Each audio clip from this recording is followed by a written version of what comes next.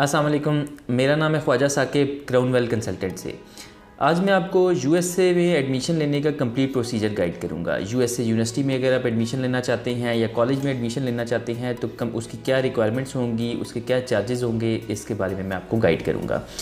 तो जो यूएसए में एडमिशन लेने के लिए जो मिनिमम एजुकेशन रिक्वायरमेंट है वो इंटरमीडिएट है।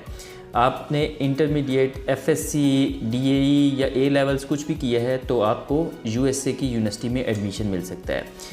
नेक्स्ट रिक्वायरमेंट है आपकी इंग्लिश लैंग्वेज रिक्वायरमेंट, जिसके अंदर आपने आइल्स, टॉफिल, पीटी या डोलिंगो कुछ भी किया हुआ है तो आप एडमिशन की सेकेंड रिक्वायरमेंट को मीट करते हैं।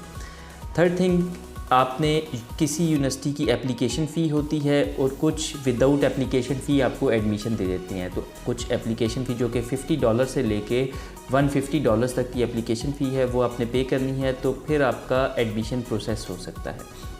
जब आप ये फ़ीसेस पे करते हैं तो यूनिवर्सिटी आपको ऑफ़र लेटर भी भेज सकती है डायरेक्टली, या आपको कोई नेक्स्ट रिक्वायरमेंट भी कर सकती है। जैसे आपको पोस्ट ग्रेजुएट एडमिशन चाहिए तो उसमें वेस्ट की इक्वलेंसी, जो वर्ल्ड एजुकेशन सिस्टम है उनकी इक्वलेंसी चाहिए। जैसे हमारा HEC इदारा है, इनकी इक्वलेंसी के बाद आपको यूएसए में इक्वलेंसी चाहिए तो वो आपको रिक्वायरमेंट मीट करनी पड़ती है।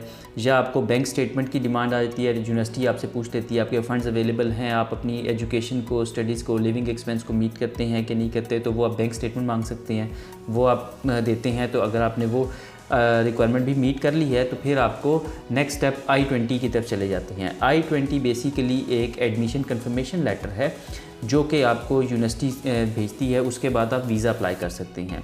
तो I-20 अप्लाई करने के लिए आपके पास अनकंडीशनल ऑफ़र लेटर आता है, उसके बाद आपको यूनिवर्सिटी की पॉलिसी के मुताबिक इनिशियल डिपॉज़िट या I-20 फ़ीस, या अगर इन दोनों चीज़ों में आपको वेवर मिला हुआ है, नो I-20 फ़ी, नो एप्लीकेशन फ़ी तो और नो इनिशियल डिपॉज़िट, तो इस बेस पे आपको I-20 मिल सकता है।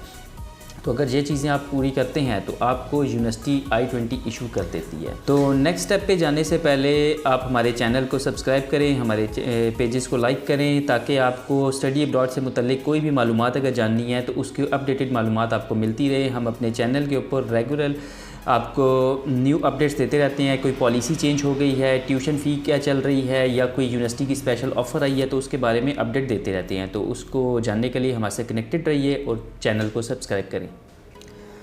नेक्स्ट स्टेप है वीज़ा एप्लीकेशन। वीज़ा एप्लीकेशन के लिए आपको एम्बेसी की वेबसाइट पे जाना है और एम्बेसी का वीज़ा फॉर्म फिल करना है। इस वीज़ा फॉर्म का नाम है DS-160। जब आप DS-160 फिल करते हैं तो इसके बाद आपको एक चलान जनरेट होता है जिसकी फ़ीस है एम्बेसी की जो $185 ये आपने पे करनी होती है। तो फिर आप एम्बेसी का इंटरव्यू बुक कर सकते हैं। वो इंटरव्यू आपको 1 हफ़्ते या 2 हफ़्ते बाद का मिल सकता है, क्योंकि F1 वीज़ा के अंदर, स्टूडेंट वीज़ा जो कि F1 कैटेगरी में आता है, इसके अंदर आपको 1 से 2 हफ्ते के अंदर की अपॉइंटमेंट मिल जाती है। इसके बाद आपने सर्विस फ़ी पे करनी है। Service fee basically student and exchange visitor information system की फ़ी है जो कि $350 फ़ी होती है।